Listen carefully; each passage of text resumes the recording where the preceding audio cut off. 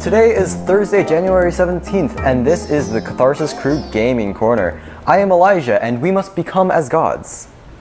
I am joined by... Danny Hernandez. You always got a plan, Dutch. I'm Eli Laborde Martin, and it looks like you're gonna have a bad time. I'm Mickey R, and it's super dynamic cooking time. I'm David Young, and always trust in the prophets and the rings. Alright, so today we're going to be talking about how the media loves to hate games. Woo! Ooh, boy. Should I invite my mom for this podcast? So, you always see in media outlets like the news, newspapers, journalisms, even like... Journalisms? Yes, journalism, sorry. Like the Patriot. But like, even like, air quotes, gaming journalists, like, who supposedly play games, even they like to hate on games. IGN. Can't spell ignorant without IGN. Alright? Polygon. So, yeah, the media just loves to hate games. Anybody have an idea why or any opinion on it? I remember when Donald Trump, one of his things to combat school shootings was to talk to every game developer in the world and ask them to not put violent video games. That was an actual Did he actually say thing. that? You can fact check me. He did actually talk to some video game companies. You're not pulling a Quinn reviews? No, I'm serious. Donald Trump, one of his things when I think it was after I forgot what the school was, but the one in Florida. Parkland. Parkland, yes. After Parkland, he told the U.S. peoples that he was going to go talk to some video game companies and discuss some plans so that they could make video games less violent, so that it would turn kids into not animals with guns.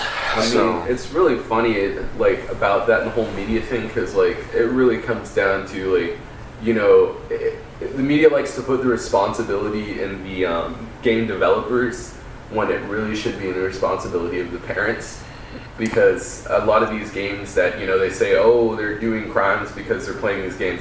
Most of the games, like GTA, COD, you know, like CSGO, and all these they're all rated mature, 18 plus. CSGO, Not CSGO. You but can get CSGO for free on Steam without having to Of do course. anything. Right. But like, they're saying those influential, you know, children or whatever, like, they're basically saying they're influenced by these extreme violent games, or if you want to even call them extreme violent, but it seems like the news wants to market them as extremely violent, and because kids are impressionable, like, the developers had changed things, when in reality, you know, it's the parents' responsibility to make sure that their kids aren't playing 18 plus games when they're 13.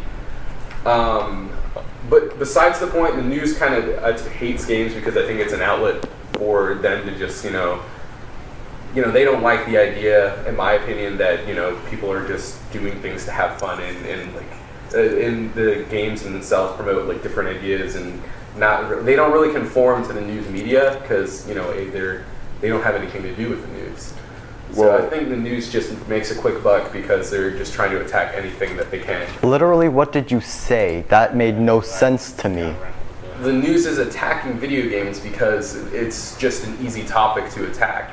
Thank you. Well, because it's a new medium. Just like school shootings are easy to attack. I was trying to get to the fact on school shootings is that there are a lot of people blaming school shootings because of kids that do the school shootings. That could have taken 2 sentences. Okay. 2 sentences! Right. Okay, well, I think alternative opinion where the media actually gets right in, like, saying that video games are bad is, like, the whole, like, loot boxes. Okay. That makes There's a big sense. controversy, especially with the gambling scene coming Yeah. in. Not Okay. just in CSGO, but in other gaming platforms. But how about, like, when the media calls everything the Dark Souls of? Like, when Cuphead was the Dark Souls of And one of the platformers journalists couldn't and get all of past the that. tutorial. Oh yeah, they couldn't do People- the jump dash. People who don't play games shouldn't review games. You see Yeah. the best reviews by people who love games, not news reporters. I The think Spider-Man game makes you feel like Spider-Man. Amazing. I think like a prevalent like historical example would be, okay, one of the gaming publishers that always gets hammered by the media whenever IGN. you do a new release, Rockstar Games. Oh, Rockstar. I know we all know about Grand Theft Auto, but one of their biggest controversies was when they released this game called Manhunt. And in the game, you played as a death row inmate who gets released, and you are coordinated by a snuff film director to kill people in the most gruesome ways possible. Now, of course, when the game was being released, the media was like all over it, calling it, you know, an abomination. People shouldn't play this, and you know, it was also like supposedly linked to a real life murder. But I think, like one of our people were saying, like games are like this new media, and like in Manhunt, it's not really the message of the game is not really saying like, oh, killing is good. If anything, it's telling you why you should feel uncomfortable and why you shouldn't sympathize with the main character. And I think that was the first of its kind. There was another game on Steam that got pulled before release, in which it was a kind of it was a siege game. It was a Tom Clancy's Siege game, in which you played as school shooters and SWAT team, and the goal was kind of similarly. It wasn't pulled before release. It was released. It was released. It was bad. It was released. It was released on the Epic's Game released. Store. This podcast. It was released. I thought they pulled it. Okay. It's sponsored by They pulled Epic's it Game after Store. it was released. World Pulled it Review. after. Okay. Because my bad. people got mad because it was released. So there's I didn't know it was released. I thought they pulled it before release, but I guess If you did like a couple videos of research, you would have known that it was released, and it was hilarious. And but I mean, there's some like truth into the fact that like I could see where you're coming from, like Daniel, where it's like they're trying to create a medium in which they're creating kind of like, I wouldn't say satirical, but I would say kind of this parody, and to try to get you to really think about like what's going on and like. Oh no, that game was Well, not that game. I was talking The about. whole more point of physical. Manhunt That is to game make was you clearly- feel awful for committing these acts. Okay, but at the same time, so people were upset about Manhunt being extremely violent, even though it's technically an anti-violence game. Yeah. But then you have a game like Hatred Oh yeah. that did Hatred. not have an Yes. agenda, did not have a message at Yeah. all. It was just, let's make the edgiest game possible. Without even having a point or, Yeah, there's or like no point. It's just a guy who, it's just a guy who goes around town killing people for no reason. Now, do you guys think that was like justified for the media actually going after it? I agree that it's just an awful game. But I would say the media would go after it because a lot of people, game reviewers and just general people who have played the game, they all agreed that there was no point. There was no...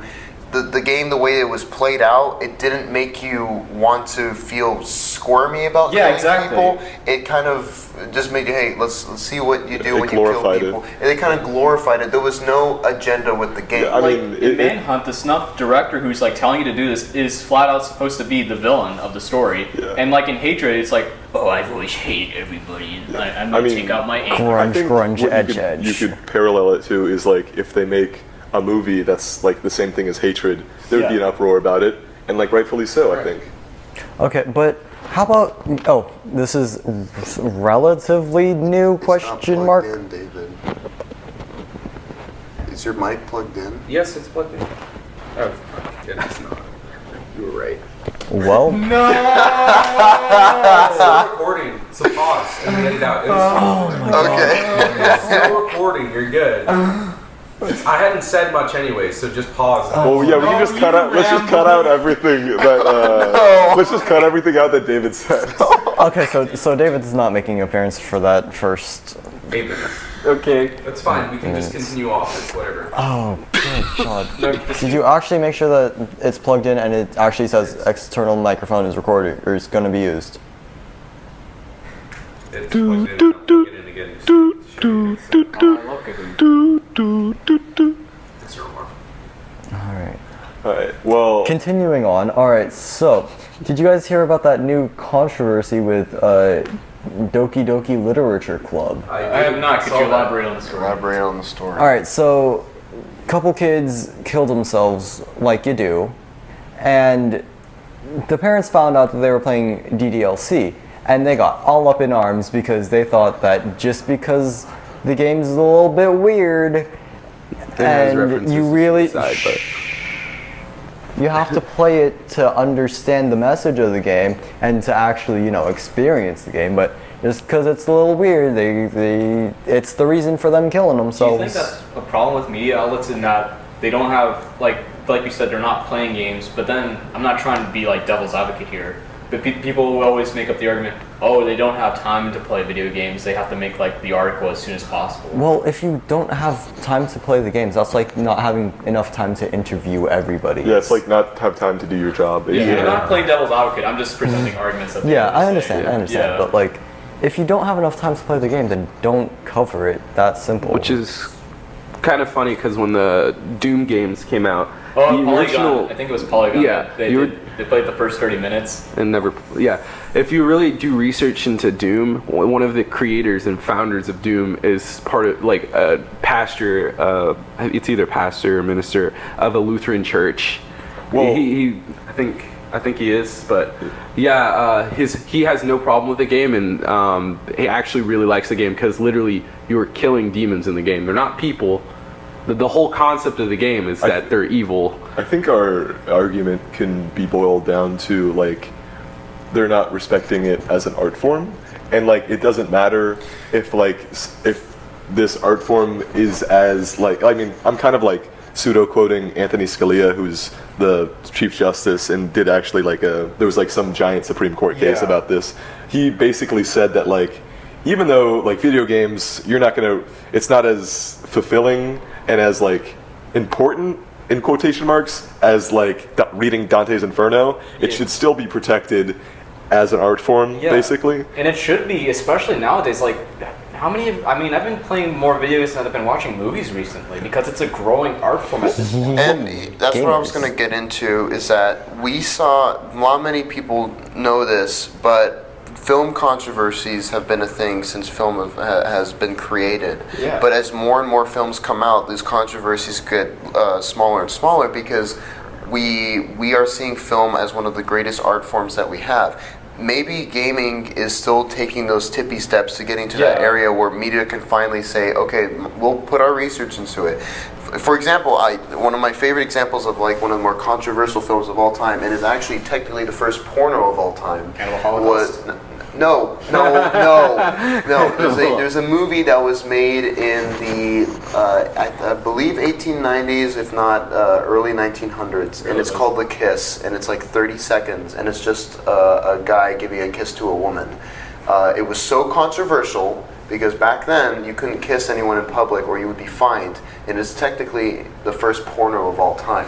Now, if anything like that was released now, no one really cares because we move along with art, and that's what gaming is taking a long time to do, is for media to kind of move along with it instead of going against it. Now, why do you think gaming's taking us like a slow journey to get to that point? Is it Because it's relatively new.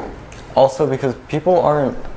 It's very hard to release an artsy game like that's really gonna make you think or have you enjoy the experience, and like not That take has mass appeal. That has mass appeal. yeah, I think that's and what you're trying to for say. you not to take like 50 years on it because oh my goodness. But then also at the Shenmue same too. time, Well, people I mean- would also make the argument like, I know like games are pretty accessible, but at the same time you have to take into account not everyone owns a console. Everybody has a movie player or streaming, but not everyone has. Well, to be fair, but everyone has a nowadays, phone. Almost everyone has a phone or at least a laptop nowadays. Well, yeah, they can play mobile games. I'm talking about like Yeah, console yeah, games. I mean, technically, you can go to your friend's house, go to their computer, download Steam, Yeah. get like $16, $17 for one of the newer artsy games called GRIS.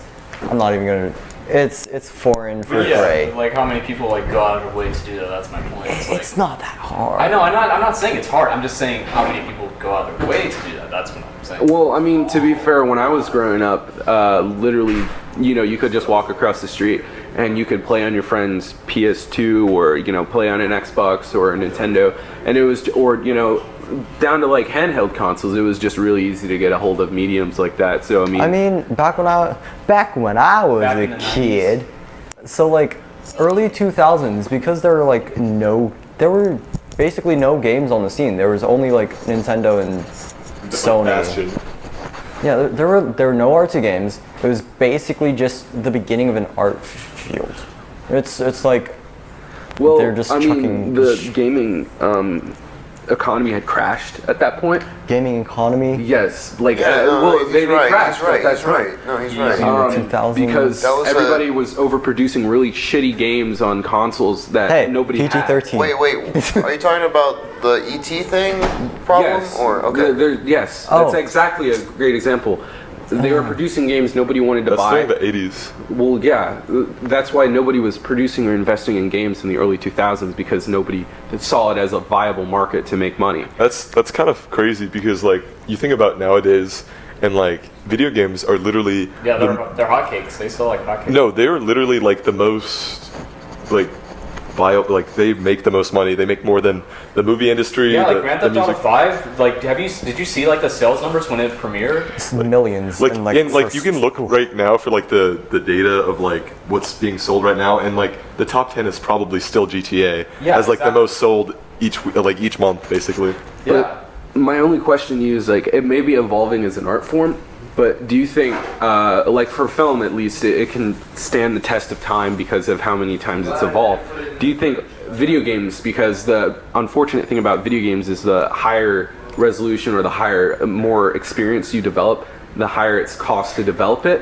And then not there's certain necessarily. limitations that, well, I agree with you, Well, there are some okay, games that okay. you don't need There's- super high production to make a good game, but like it seems like this mainstream is they're spending millions upon millions of dollars developing very high quality games, but you know at one point there's going to be a limit in how much you can spend. Look, there are amazing artsy games. They don't cost millions because people don't have millions to produce artsy games. Correct. And there are tons of them now, and they are perfectly viable as games, and they will stand the test of time because you don't need the fanciest graphics for artsy games. I think what you're going for is, and I was thinking when it comes to animation as well for film, is that you have a game like Shenmue 2, right? Made in what, 2001? And when it came out, that game looked amazing. But when you look at it now, it's like, oh, it's kind of rough on the edges, right?